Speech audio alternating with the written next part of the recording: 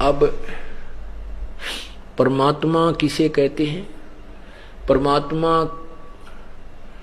वास्तव में परमात्मा कहलाने का कौन अधिकारी है?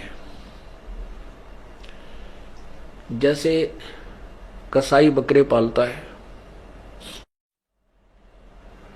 और उन बकरों के लिए, बकरी और बकरों के लिए वो क्या करता है कि अलग से एक व्यवस्था बनाता है, उनके ऊपर भी शेड झोंपड़ी डाल देता है, चारों तरफ एक ऊंची बाड़ बनाता है, उसकी बाउंड्री बनाता है ताकि वो बकरे बाहर ना भाग जाएं और बाहर से कोई हिंसक प्राणी भी उनको हानि ना पहुंचा जाए, अपने आहार को वो सुरक्षित रखने के लिए। और उनके लिए चरागाह भी उसी में होता है, उसी में जल होता है, तालाब बना रखा होता है। और वो जो कसाई होता है उन प्राणियों को, बकरों को खाने और पीने की पूरी सुविधा देता है, गर्मी सर्दी से बचाता है, उनको चारा डालता है, जल पिलाता है। तो वो अबोध प्राणी उसको अपना मालिक मान लेते हैं, अपना भगवान मानते हैं कि देखो हमें कितना आहार देता है, हमारी कितनी सुविधा का ध्यान रखता है। और जब वो कसाई आता है उन बकरों के पास, वो देखता है उनके हाथ ऐसे लगा लगा के, वो तो देखता है कि इसमें मांस कितना हो गया, ये कितने किलोग्राम का हो चुका है। और वो भोले प्राणी उसको अपना मालिक भगवान समझकर कि हमें कितने सुंदर आहार दे रहा है, ये हमारा भगवान है जो भोग्य पदार्थ प्रदान कराता है, उसको प्यार करते हैं और जिह्वा से चाटते हैं, ऐसे प्यार करते हैं, ऐसे लंबे पैर ऊपर फैलाकर प्यार देते हैं। वो तो उनको अपना प्यार देते हैं मालिक खुदा और भगवान समझकर, स्वामी समझकर, वो कितना जो है ना हमें सुविधा देता है, कितना अच्छा व्यक्ति है। और वो देखता है यो कै किलो का हो गया। इसी प्रकार जब उसको जरूरत होती है कि मान ले 20 बकरों की आवश्यकता पड़गी, तो उसमें डंडा लेकर के वो इन्होंने देखता है यो किसका बेटा और किसकी बेटी है, किसकी मां और किसका बाप है, ऐसे हाँक लेता है, छांट लेता है 5, 10, 20 जितने चाहिए उनमें से, सैकड़ों हजारों में से, और उनको ले जा करके कड़च करवा देता है।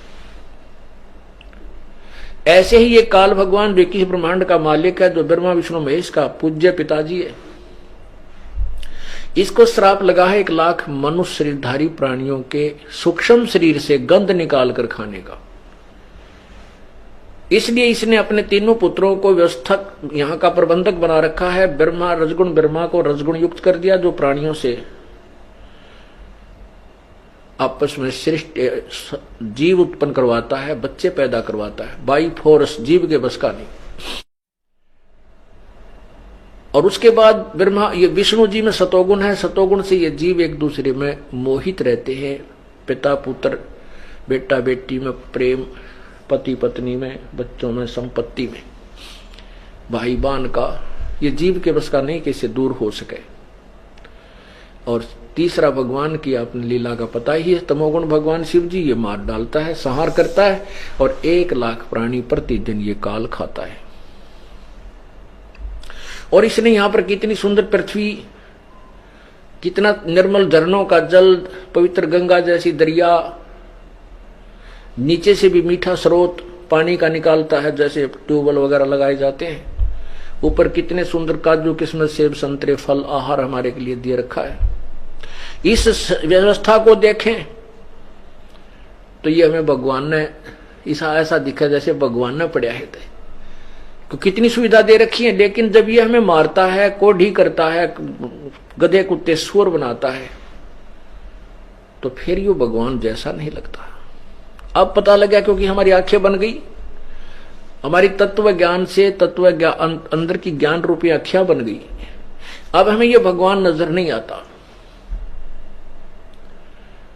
जैसे कसाई बकरे पालता है तो वो पहले दिशा लागा भगवान के साथ सारी सुविधा दे रहा है, लेकिन जब मारता है, खाता है, तो उसकी वास्तविकता का पता लगता है, तो वास्तव कसाई है। ऐसे ही विष्णु पुराण में इस काल के विषय में, महाविष्णु के विषय में लिखा है कि इस विष्णु का प्रथम रूप तो पुरुष जैसा है, भगवान जैसा है, लेकिन वास्तव में इसका परम रूप काल है, कसाई रूप है। अब देखिएगा विष्णु पुराण, दास नहीं कह रहा, ये अपने पुराण बता रहे हैं।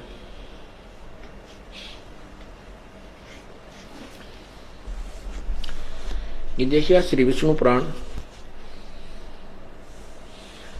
गीता प्रेस गोरखपुर से प्रकाशित है।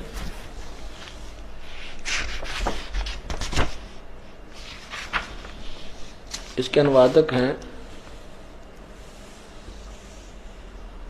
श्री मुनिलाल गुप्त।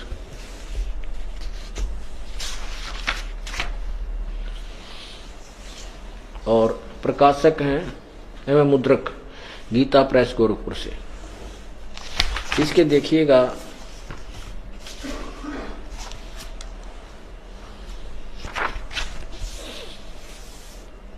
इसके 4 पृष्ठ पर अध्याय 2 प्रथम अंश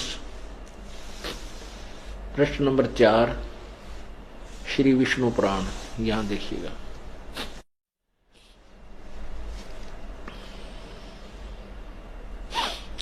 यहां देखना, हे द्विज, परब्रह्म का प्रथम रूप, ये विष्णु को परब्रह्म, महाविष्णु को परब्रह्म बोलते हैं। ये काल है, ये काल की महिमा, क्योंकि विष्णु पुराण में विष्णु काल के पुत्र सतगुण विष्णु, क्योंकि विष्णु पुराण में इस काल ब्रह्म अर्थात महाविष्णु और तथा उसके पुत्र सतगुण विष्णु दोनों की महिमा है।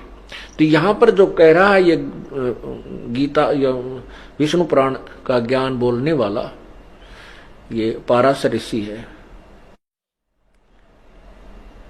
तो ये क्या बता रहा है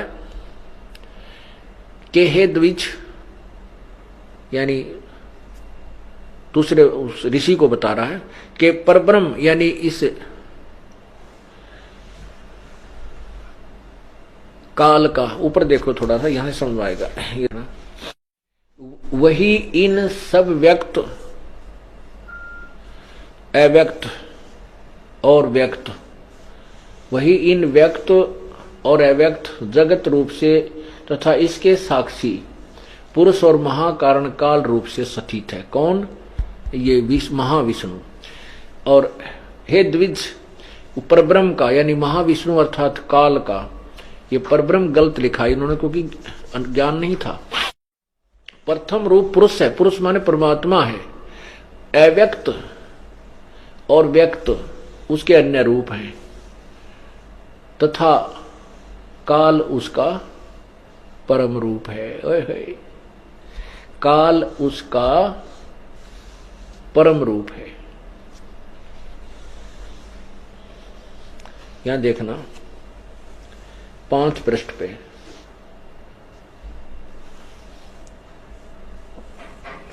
हे विप्र, विष्णु के परम स्वरूप से प्रधान और पुरुष ये 2 रूप हुए। उसी विष्णु के जिस अन्य रूप के द्वारा वे दोनों संयुक्त व्यक्त होते हैं, उस रूपांतर का ही नाम काल है। आगे देखिए, ए मैत्रेय, प्रलय काल में प्रधान के यानी प्रकृति के साम्य अवस्था में सतीत हो जाने पर, पुरुष के प्रकृति से पृथक सतीत हो जाने पर विष्णु भगवान का काल रूप परिवर्त होता है। इससे सिद्ध हो गया कि वहां जो प्रकरण है ये विष्णु अर्थात महाविष्णु का ही है। और जब ये एक ब्रह्मांड में जब ये स्वयं ये 3 प्रकार की प्रलय होती है। एक बार तो ये प्रलय करता है जिसमें नीचे के लोक, ब्रह्मलोक से नीचे के लोक हैं, वो विनाश में आ जाते हैं। और उस समय ये क्या करता है, कुछ समय के लिए प्रकृति दुर्गा को अलग छोड़ करके और 21वें ब्रह्मांड में चला जाता है। कहते हैं जब प्रकृति से ये अलग हो जाता है तो ये अपने वास्तविक काल रूप में परिवर्तित हो जाता है। तो इससे क्या बताया कि काल का प्रथम, परब्रह्म का प्रथम रूप तो पुरुष यानी भगवान जैसा है, और वास्तव में इसका व्यक्त और अव्यक्त इसके अन्य रूप हैं। क्योंकि व्यक्त और अव्यक्त, अव्यक्त किसी के सामने आता नहीं। गीता जी अध्याय नंबर 7 के श्लोक 24 और 25 में कहा है कि ये मूर्ख लोग मुझे कृष्ण मान रहे हैं, मुझे अव्यक्त को व्यक्त मान रहे हैं, मैं अपनी योग माया से छुपा रहता हूं और मैं इस कृष्ण की तरह मनुष्य किसी जन्म नहीं होता मेरे जन्म और मृत्यु दिव्य हैं, अलौकिक हैं। तो यहां वही बताया कि व्यक्त और अव्यक्त उसके अन्य रूप हैं और काल उसका परम रूप है।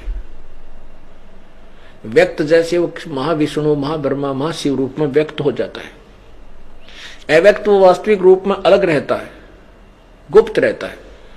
तो इस प्रकार इस काल को जिसको हम भगवान मान रहे हैं ये परमात्मा नहीं है। तो क्या बता रहे थे परमात्मा? इस झूठे सुख को सुख कहे ये मान रहा मनमोद, ये सकल चबीना काल का, कुछ मुख में कुछ गोद। बेटा जाया खुशी हुई भाई खूब बजाए थाल, ये तो आना जाना लगा हुआ है जो कीड़ी का नाड़।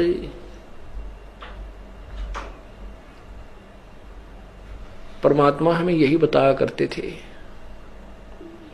कि जिनको तुम भगवान मानकर पूजा कर रहे हो ये परमात्मा नहीं है, और जिसकी पूजा करनी चाहिए उसका तुम्हें पता भी नहीं है।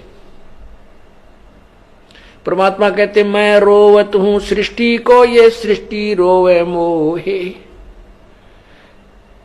कहे कबीर हमारे वियोग को ये जान न सकता कोई, क्योंकि हम परमात्मा से बिछड़े हुए हैं अपनी नासमझी, अपनी नालायकी, मूर्खता के कारण। और इस काल के जाल में फंसकर हम कितने कष्ट उठा रहे हैं, हमारे ऊपर दुखों का पहाड़ टूटा हुआ है। और वो जिन भगवानों से हम सुख चाहते हैं सुख स्वयं सुखी नहीं, ये हमें सुखी और सथाई कैसे कर सकते हैं। और परमात्मा कहते हैं मैं इनको रोता हूं कि तुम मेरे बच्चे हो, मेरी भक्ति करो, मेरे पास आ जाओ, मैं तुम्हें यहां भी सुखी करूंगा और सतलोक ले चलूंगा, जहां जाने के बाद कभी मृत्यु जन्म नहीं होता। वह ऐसी ही सृष्टि होगी, ऐसे ही आपका परिवार होगा, लेकिन वो परिवार कभी नष्ट नहीं होगा और कभी लड़ाई झगड़ा आपस में कोई किसी प्रकार का विद्वेष राग नहीं है। तो वहां चलो। शंखों लहर मेहर की उपजे कहर नहीं जा कोई, दास गरीब अचल अविनाशी सुख का सागर सोई। परमात्मा हमें ये संदेशा देने के लिए आए थे कि तुम इस गंदे लोक को त्याग करके यहाँ की सब वस्तुओं से अपनी आसक्ता हटाओ और सतलोक चलने की तैयारी करो। बोलो सतगुरुदेव।